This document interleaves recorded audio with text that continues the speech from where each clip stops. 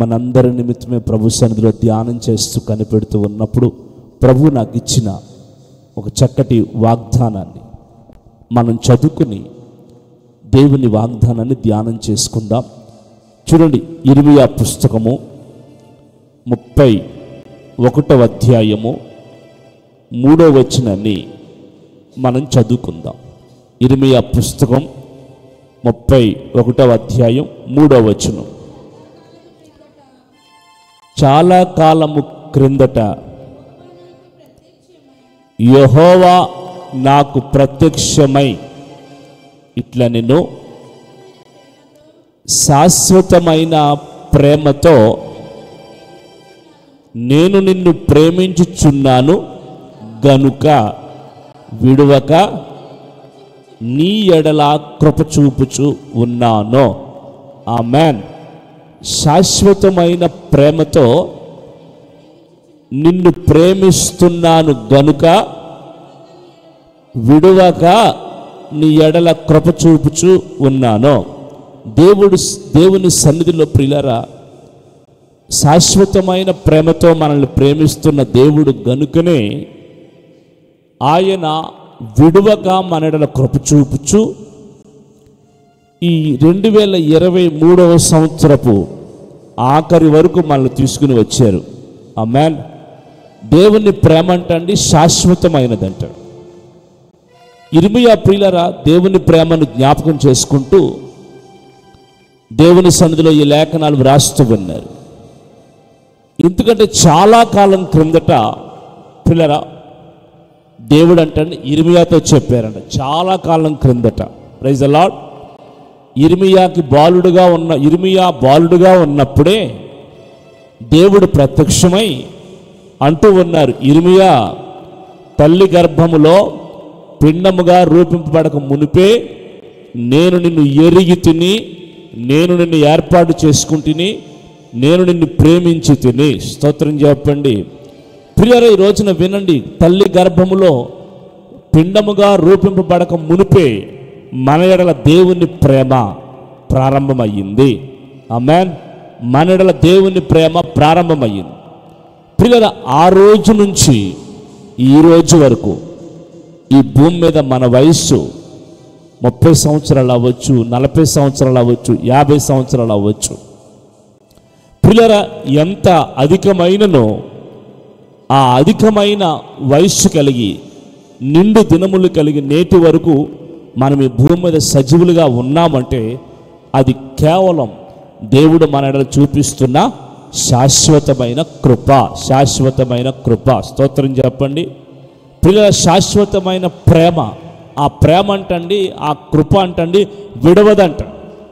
కృప విడవక నీ ఎడల కృప చూపుచున్నాను, విడవక మరువక నీ ఎడల నేను కృప చూపుచు ఉన్నాను. మనం ఆరాధిస్తున్న దేవుడు ఆయన సంకల్పములో, ఆయన ప్రేమలో ఉన్న బిడలని ప్రియులరా విడవకుండా నిత్యము మీరు చూడండి, మనం ప్రతి సంవత్సరం ఏమనుకుంటామంటే క్రొత్త సంవత్సరం ఎప్పుడు వస్తుందా అనుకుంటాం.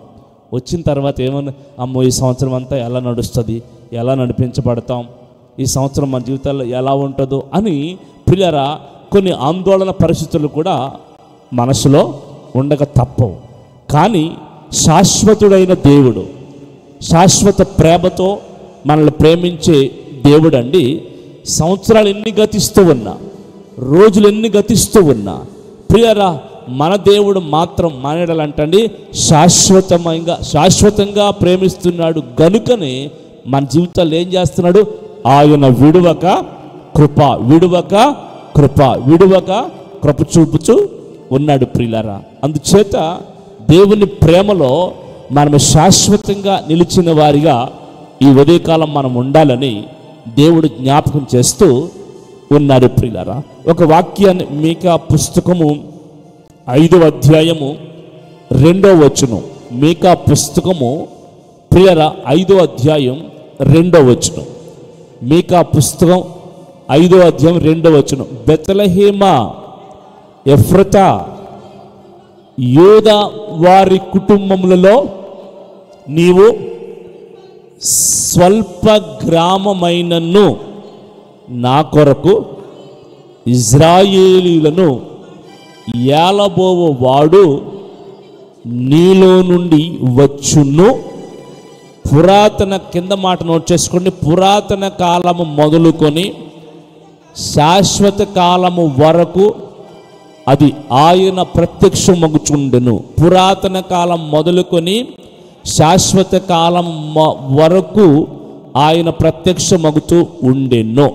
పిల్లలు, ఈ వచనం మొదటి వచనంలో బెత్లెహేమ ఎఫ్రతా ఈ మాట చూస్తున్నాం.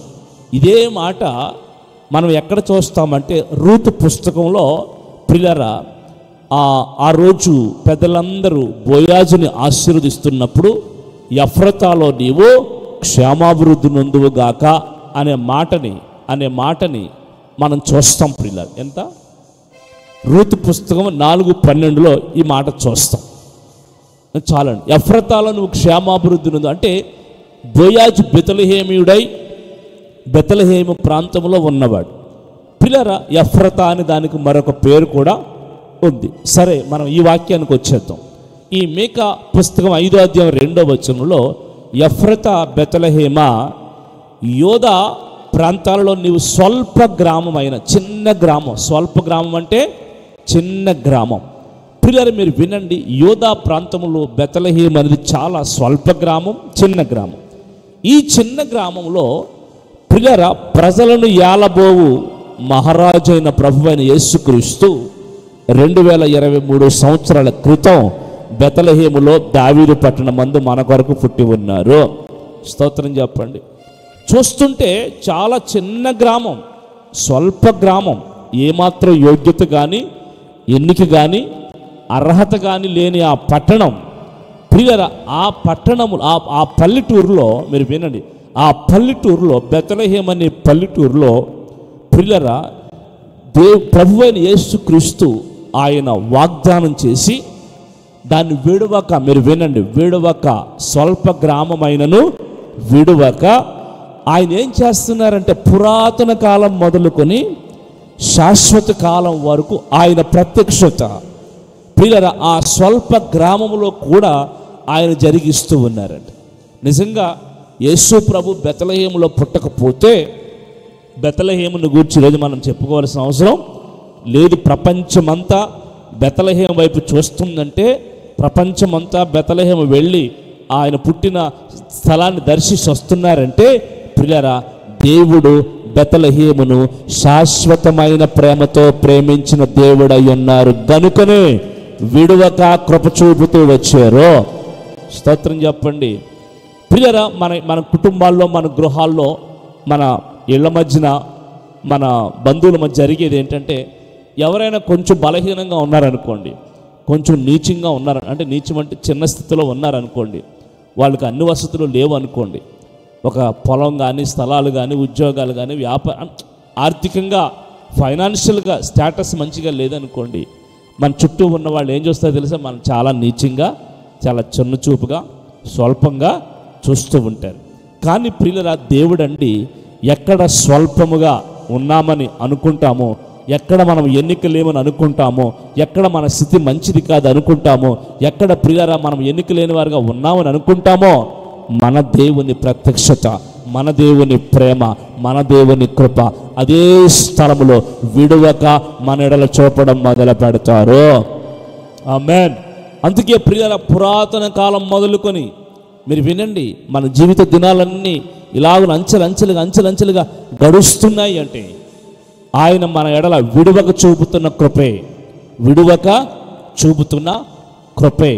ఆఖరికి ఒక మాట యెషయా పుస్తకం 54వ అధ్యాయం 10వ వచనంలో, యెషయా పుస్తకం 54వ అధ్యాయం 10వ వచనంలో, పర్వతములు తొలగినను మెట్టలు తత్తరిలను, నోట్ చేసుకోండి, నా కృప నిన్ను విడిచిపోదు. పర్వతాలు తొలగిపోతాయి, మెట్టలు తత్తరిల్లుతాయి, పరిస్థితులన్నీ అనుకూలంగా మారకపోయినను, మన పరిస్థితులన్నీ వ్యతిరేకంగా ఉన్నను, మనమున్న సిచ్యువేషన్కి, మనమున్న పరిస్థితులకి, మన చుట్టూ ఉన్న వాతావరణం కావచ్చు, పరిస్థితులు కావచ్చు, పిల్లరా మన చుట్టూ ఉన్న బంధువులు కావచ్చు, ఎవరైనా పిల్లరా అవి మనకు వ్యతిరేకమైనను, అవి తొలగిపోయినను, మనము నమ్మిన వారే, మనం ఆశ్రయించిన వారే, మనకు అన్నీ చేస్తారనుకున్న వాళ్ళే ప్రియులారా మనకు దూరమైనను, దేవుని కృప మాత్రం దేవుడు సెలవిస్తూ వాగ్దానం చేస్తున్నారు.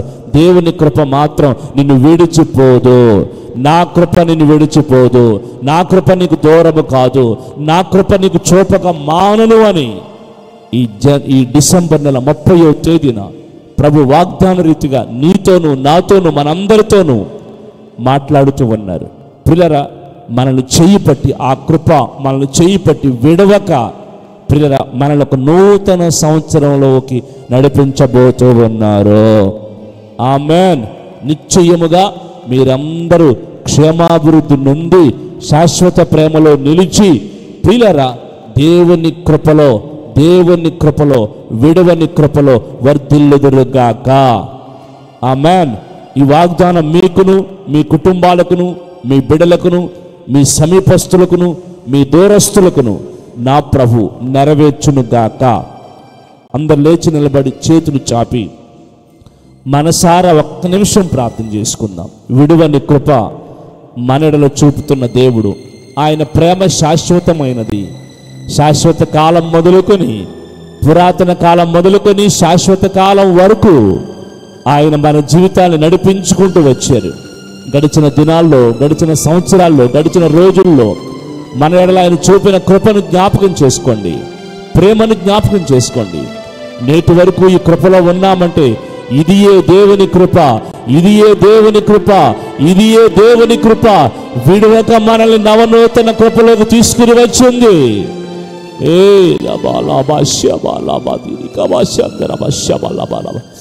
స్తోత్రము నాయనా, స్తోత్రము నాయనా. ఈ ఉదయమున నీ కృపతో మమ్మల్ని తృప్తిపరచు తండ్రి. నీ కృపతో మమ్మల్ని నడిపించు నాయన. నీ కృపతో మా జీవితాలని ప్రభువా నాయన నవనూతన సంవత్సరం వైపు అడుగులు వేసే కృప దయచేయడు తండ్రి. చేయి పట్టి నడిపించండి నాయన. నీకు స్తోత్రాలు. మరికొద్ది గంటల్లో నవనూతన సంవత్సరాలకు అడుగు పెడుతూ ఉండగా మా జీవితాలు నూతనపరచు కృపచేత మాత్రమే మమ్మల్ని తోడుకుని వెళ్ళమని ప్రార్థిస్తూ ఈ దినమంతా నీ వాగ్దానాలు మా జీవితాల్లో నెరవేర్చమని యేసయ్య పరిశుద్ధ నామములు అడిగి ప్రార్థించి వేడుకొనుచున్నాము తండ్రి. ఆమేన్. మన ప్రభువైన యేసుక్రీస్తు కృప, తండ్రి అయిన దేవుని ప్రేమ, పరిశుద్ధాత్మ సన్నిధి సహవాసం మనందరికి తోడయ్యుండి ఆయన కృప మనల్ని విడవక నడిపించునుగాక. ఆమేన్. అందరికి వందనాలు, స్తోత్రం.